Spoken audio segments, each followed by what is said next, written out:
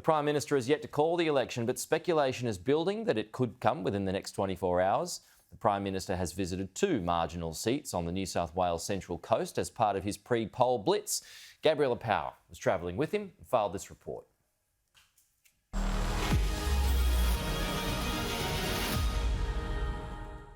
The Prime Minister has spent the morning in 2 key battleground seats on the New South Wales Central Coast. It could be his last day before calling the federal election. We're going to do this every day. The election will be called when, I'm in a position to go to the Governor-General. The Prime Minister was at the Wyong Railway Depot where he announced $1.4 billion for a rail and road project.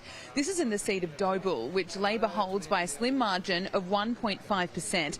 Scott Morrison was alongside Liberal candidate Michael Fennelly, who's up against Labor's Emma McBride. The Prime Minister then made his way to Crossmuller, an engineering facility in Summersby, which is in the electorate of Robertson. The Liberals hold the seat by a margin of 4.2%. It's the only bellwether seat in the country.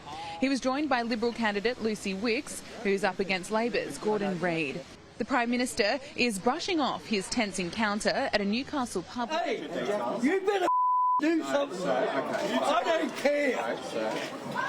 I'm sick of your bull. Are you surprised to see how much anger and frustration there is among voters at you and your government? Well, actually, more broadly, it was a very welcome reception. Of course, there was one gentleman, Ray, who was there last night, who was very upset about what was a very complicated case. It was a complicated case involving eye care. It was involving immigration issues. It was also involving income definitions under the pension regime.